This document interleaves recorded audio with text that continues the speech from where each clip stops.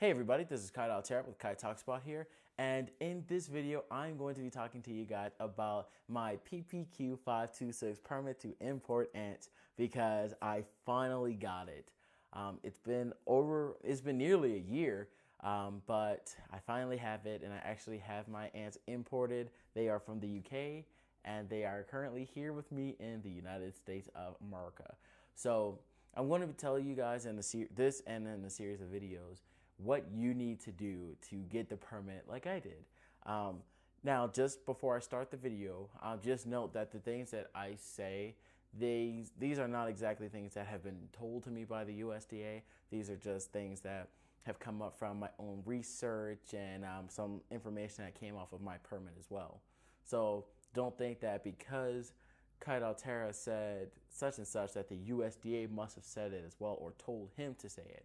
No, this is just a video to help you guys out. In no way am I affiliated with the USDA, and I'm not their mouthpiece. I don't talk to them like that, So just to get that clarification out the way, because I actually know that they're watching the video as well as everyone else. So first thing, this video is going to focus on the things you need to do with your house. So if you want to get the permit, you're going to have to make a couple changes to your living quarters. First thing I would suggest you guys do is find a room that you guys want to have the ants in. So, it doesn't matter what the room is, just make sure, the ceiling, make sure it's a normal ceiling. It's not a drop ceiling or anything like that. It's, a normal ceiling you find like in a house or in an apartment. Once you've identified the room that you would like, you need to go ahead and buy these items. So the first item, and arguably one of the most important items you'll need, is some metal mesh. So this is actually an aluminum insect screen.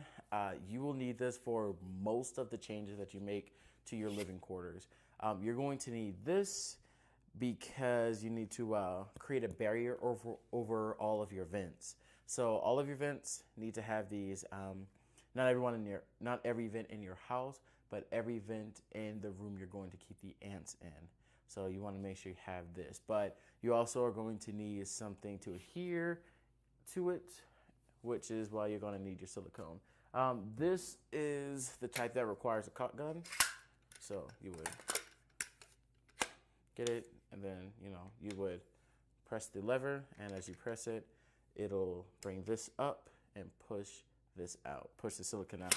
Make sure you wear your proper protective equipment when you are using it, and that is because the silicone, when it's uncured, it actually is a nose irritant as well as an eye irritant. So make sure you have on goggles, face mask. You don't have to have, but I would suggest that you guys have it. Make sure you're also in a ventilated area. You're also going to need some of this iron grip silicone. So that'll be what you need for keeping things together. Now, both of these are silicone. This one is food safe silicone, so this will be something you probably use for your formicarium or whatnot. This just holds things together, you see? So this, you put it on something, it's like glue. So you put it on, you know how after a while putting glue in your hand, how you can peel it off? This is what this does. This is more of an adhesive, so not only will it stick to you, it's gonna hold. So this has a very good grip. I use this a lot in most of my projects. So you need your mesh screen, bug rated. You'll need your 2 types of silicone. You'll also going to need these plugs. So these you're gonna put into every unused socket in the room. And that is so if the ants were to escape, they can't go and escape through your outlet plug. Because the USDA is very, very anal, let's just say for how it is.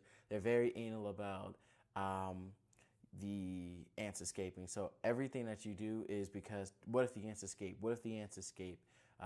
They're going to be looking at that. So you're definitely going to need these outlet plug protectors. Another big thing you'll need is your tanglefoot. Now, I'll discuss this when I get into the formicarium section, but this is super sticky paste. You definitely need gloves when using this. I'm very careful about it because Even now, my fingers are starting to stick because there's a little residue on the outside of it. But that is useful to making sure that if the insects were to escape your form and carry them, that they get stuck. So there are different ways you can do it, but I'll talk about that later. So your windows are the next big thing.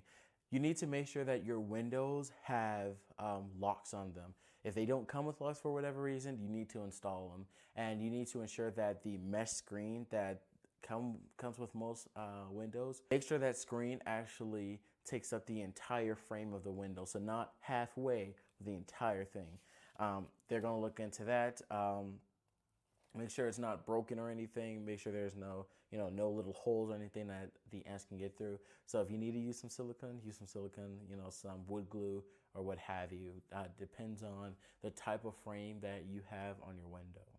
The next thing that you guys are going to need is a door sweep. So you can get those from Amazon. I actually got one. It turns out I didn't need it because the door that I needed to use, I didn't know that it already had one installed because it looked different from the one that I normally, what I normally think of when I see a door sweep. So if you go on Amazon, you can find door sweeps there. And again, that's for extra security so that when you open the door, if there happen to be ants around, they get swept away. And then when you close the door, it is fully secured. And it also serves as a barrier so that if they were to escape and they're trying to crawl through your door, that they can't get through the bottom of it, they'll be stuck. So like I said, everything the USDA thinks about is what if they get out? What if they get out? So that is all that you need as far as your house. You need your metal mesh, you need your silicone, you need your caulk gun, you need your outlet protectors, and you're going to need your tanglefoot as well. So you already have everything installed. You have everything looking nice, everything looking exactly how I just told you a couple minutes ago. So what is the next step? So the next step is for you to take pictures of all of it. So your vents, take a picture, your windows, everything, outlet plugs. You want to make sure everything that you have installed, everything you have changed, you take a picture of, because once you go through the application process to trying to put in for the permit, there's going to be a section where you can actually put in different documents and pictures. So that's where you would submit all your pictures, and they also have a description that you can put on there and a title, and that's where you would put, these are the electrical covers that cover every single unused outlet plug in the ant room, or whatever room you want to use, whatever term you want to call it. And you would go from there, just keep on, giving these detailed descriptions. So once you get to that point, you're good, Next thing you got to think about is your ant species. What type do you want? What types do you want? Because they have an option for most species that exist, but you can't pick, you shouldn't pick at least, every single ant species. So now, if you're going to pick a species, make sure you're very specific. So let's say you wanted Lasius niger, for example. Instead of saying Lasius species, because that is an option, put in Lasius niger. If you want Pogonomyrmex rugosus, put that, not Pogonomyrmex species. And the reason why you want to be as specific as possible is because if I just said, for example, I want a Campanatus species, that means every single Campanatus ant, every type of Campanatus that exists, I am trying to put in a permit for. That's most likely going to get denied because you have to be very specific. What I would also suggest is if you are going to put in a special species, I suggest that you guys do research into the ant itself. The reason why you want to do background research into the ant you want, the types of ants that you want, is because it would show to the USDA, whoever's inspecting you, whoever's putting in and reviewing your paperwork, it shows them that you know what you're talking about and that you are aware of the different risks that come with having certain species. For example, I live in a very, very farm-filled town. There are farms everywhere in my area. Because of that, if I were to want something such as Messer barbarus, which is a seed-eating ant, that would cause serious concern due to the fact that there are seeds everywhere. If there were a breakout, they would totally devastate this area, especially once they get established and they start, exploding in numbers because there are so many resources around. Now, mind you, it gets to -40 where I live, so the likelihood of them getting established is very low considering their native habitat. However, that's not what they're concerned about. Even if the weather gets, super horrible where I live, a foot of snow, typically, they still need to know what are you going to do to mitigate them being released. So in my case, if I wanted Messer Barbarus, what would I do? Well, you can have your containment, which I'll cover in a couple minutes. You can have your containment as secure as you want, but you need to pay special attention to high-risk ants, and that would be like your super adaptable ants. I believe Campanata species is pretty prevalent around the world. Certain species are more adaptable than others. Once you do your research into what ant that you want, you'll be able to identify what types of ants are very adaptable. So you need to look at their habitat, their native areas, what risk they pose to the surrounding community, and what actions are you going to take to ensure that they don't get out. So for me, for my Messer Barbarus, I'm probably going to check out and investigate having underwater formicariums. That means you have your formicarium, you have it set up, but it's all underwater. So I'll talk to you about that in another video, but it is something that I am working on. The last part would be your formicarium itself. How does that need to look? So I actually have behind me a sample formicarium that I made as a nursery for my ants. So let's go ahead and get straight into that. So here is my formicarium. So as you guys can see, this is a unpopulated formicarium. This is just a sample that I made and is pending USDA approval. Like I said before, I have the ants, but they're not in this container. Once they get approved, if it gets approved, then I'll go ahead and put them in there. But I want to show you guys how an ideal formicarium would look for the USDA. Now, as you guys can see, the black boxes are the actual home for the ants. That's where they're actually going to be. And you also see this outside frame as well.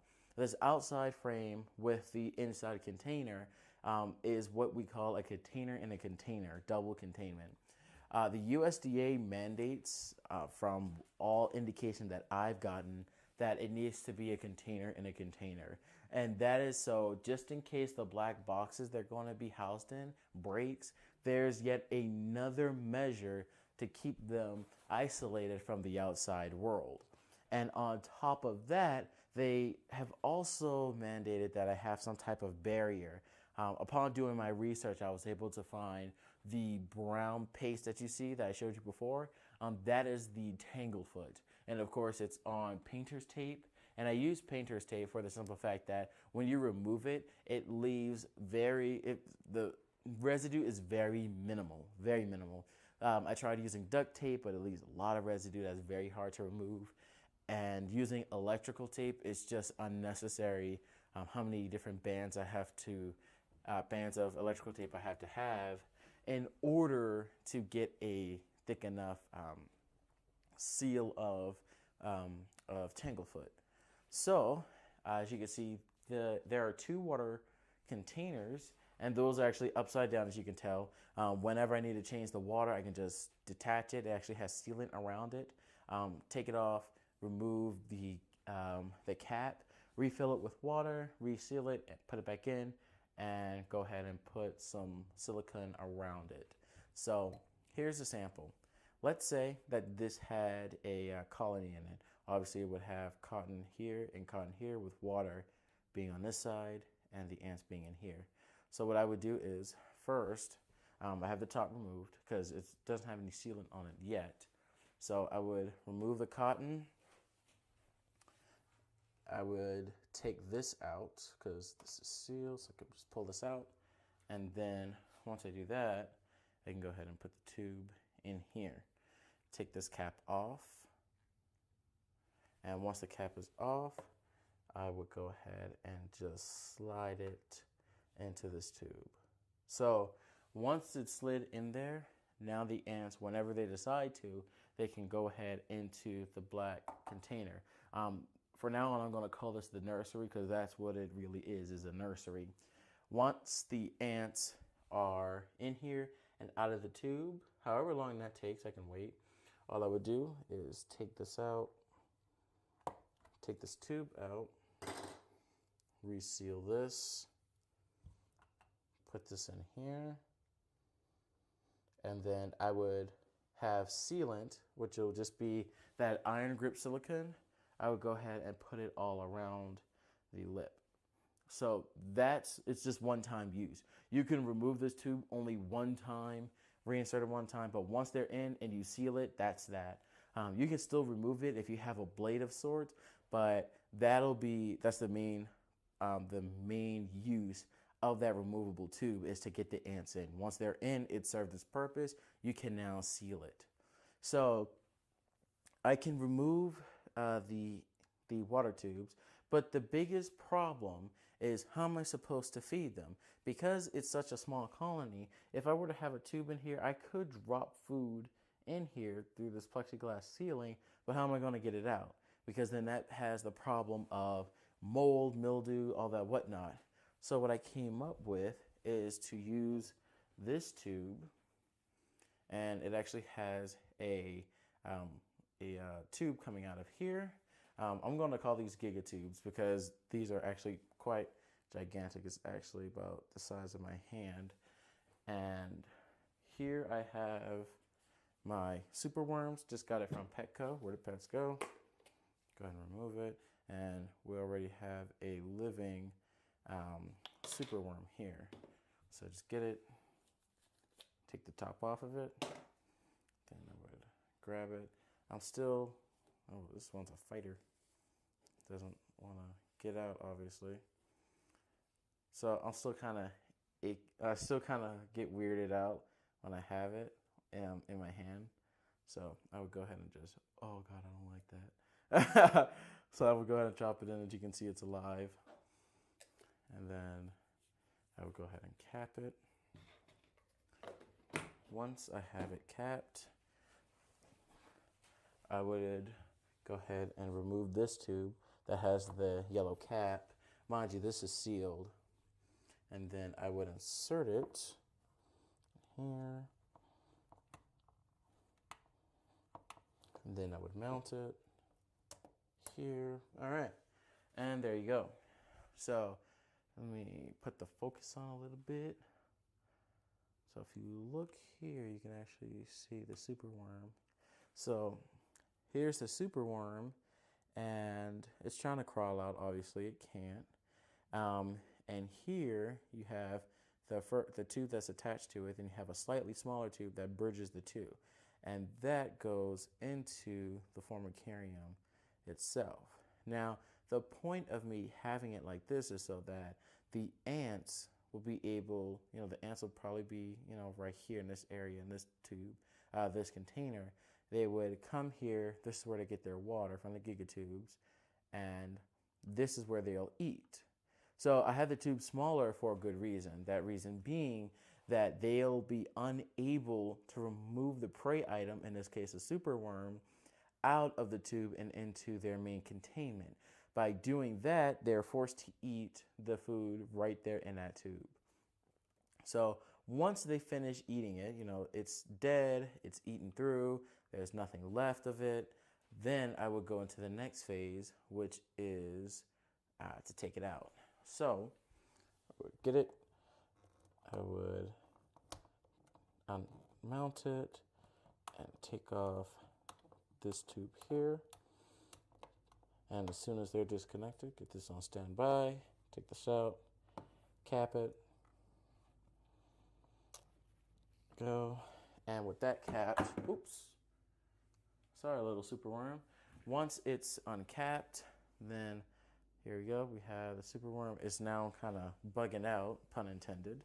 So then I can go ahead and switch it out, meaning that if this were dead and already eaten through, I can go ahead and throw this superworm away.